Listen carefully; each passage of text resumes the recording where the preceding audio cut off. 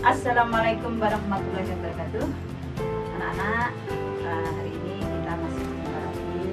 Alhamdulillah kita masih diberi kesehatan, keselamatan. Kita harus bersyukur. Dan saya selalu mendoakan kalian, semoga kalian masih dalam keadaan sehat walafiat. Kita harus banyak berdoa anak-anak ya, walaupun keadaan atau situasi COVID semacam ini. Kalian harus bisa menjaga kesehatan kalian sendiri. Anak-anak, tolong perhatikan, saya di sini mau menjelaskan mengenai materi PKN, yaitu bab 3. Tolong perhatikan mengenai hakikat dan teori kedaulatan. Hakikat dan teori kedaulatan itu ada pengertiannya. Yang pertama, pengertiannya, kata kedaulatan itu berasal dari bahasa Arab, yaitu yang artinya daulat, yang artinya kekuasaan tertinggi. Daulat itu artinya kekuasaan tertinggi. Pengertiannya, kedaulatan itu sendiri adalah kekuasaan yang tertinggi untuk membuat undang-undang dan melaksanakannya dengan semua cara yang tersedia. Oleh karena itu, kedaulatan rakyat membawa konsekuensi bahwa rakyat adalah memegang kekuasaan tertinggi dalam kehidupan bermasyarakat dan bernegara. Kedaulatan rakyat itu berarti juga pemerintah mendapatkan mandatnya dari rakyat. Oleh rakyat untuk rakyat. Pemerintahan oleh rakyat itu mengandung pengertian bahwa pemerintah yang ada itu diselenggarakan dan dilakukan oleh rakyat sendiri. Gaya pemerintahan seperti ini disebut dengan demokrasi. Jadi demokrasi itu adalah pemerintahan dari rakyat dan untuk rakyat. Tolong perhatikan anak-anak, untuk keterlibatan rakyat dalam membentuk pemerintahan itu sebagai wujud pelaksanaan kedaulatan rakyat yang dilaksanakan melalui pemilihan umum. Terus pelaksanaan prinsip kedaulatan rakyat itu dapat dilakukan melalui demokrasi langsung dan demokrasi perwakilan. Demokrasi langsung itu bercirikan rakyat mengambil bagian secara pribadi dalam tindakan-tindakan dan pemberian suara untuk membahas serta mengesahkan undang-undang.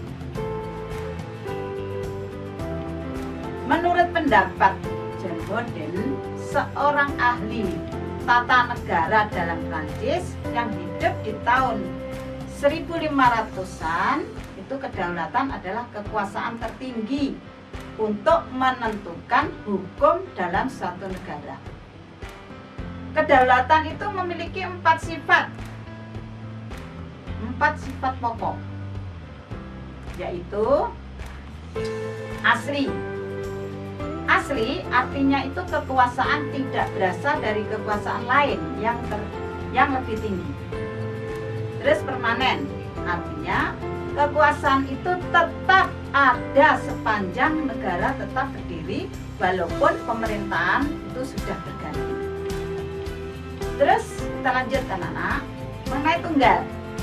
Tunggal artinya kekuasaan itu merupakan satu-satunya dalam negara dan tidak dibagikan kepada badan-badan lain serta terbatas.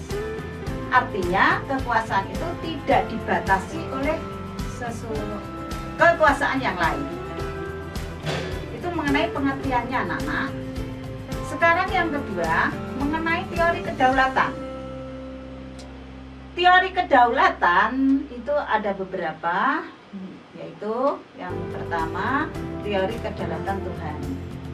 Teori ini mengajarkan bahwa negara dan pemerintahan itu dapat kekuasaan tertinggi dari Tuhan sebagai asal segala sesuatu kausal atau prima. Pelopor teori kedaulatan Tuhan antara lain yaitu Agustinus, Thomas Aquinas.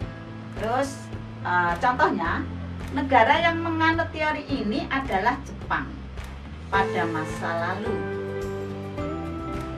Terus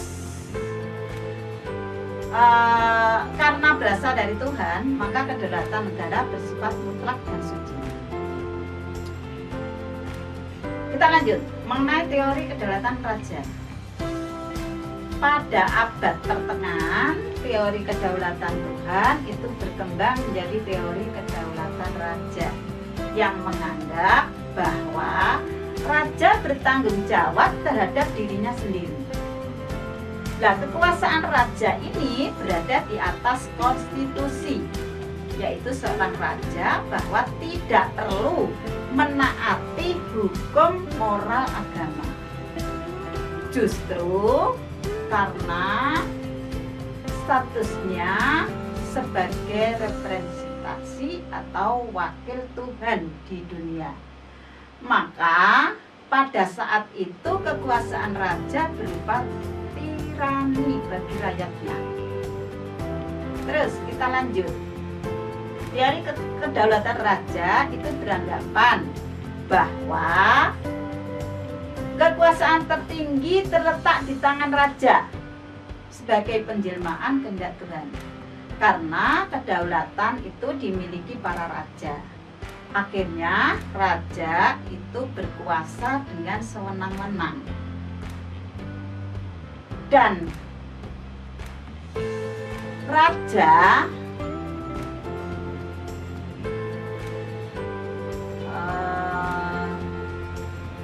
itu mengenai kekuasaan raja ya. Terus sekarang kita lanjut mengenai teori kedaulatan negara.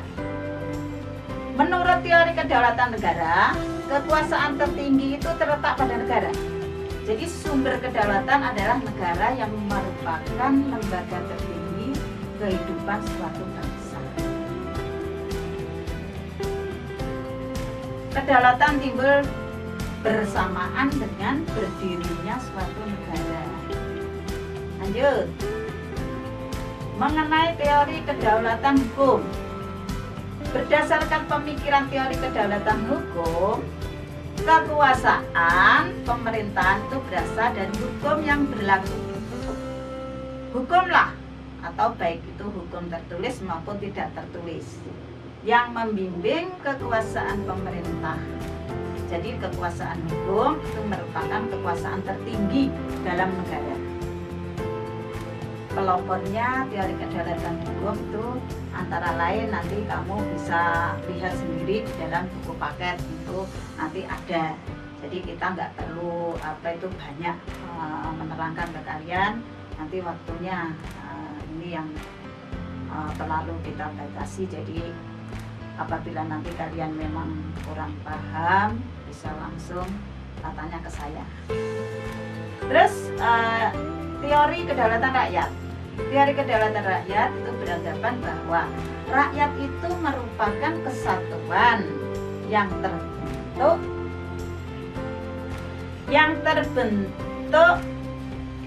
dalam kedaulatan rakyat beranggapan bahwa rakyat merupakan kesatuan yang dibentuk oleh suatu perjanjian masyarakat.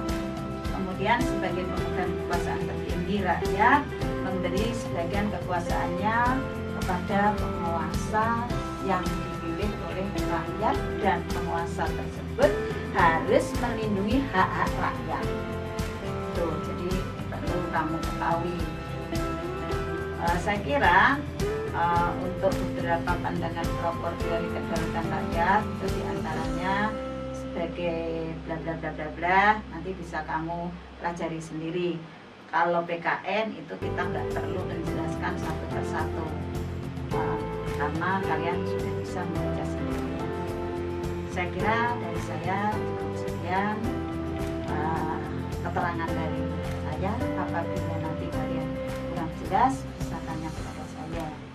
Dan dan saya selalu mendoakan kalian semoga kalian itu tetap semangat, kalian tetap menjaga kesehatan dan patuhilah kepada orang tua serta bapak ibu guru.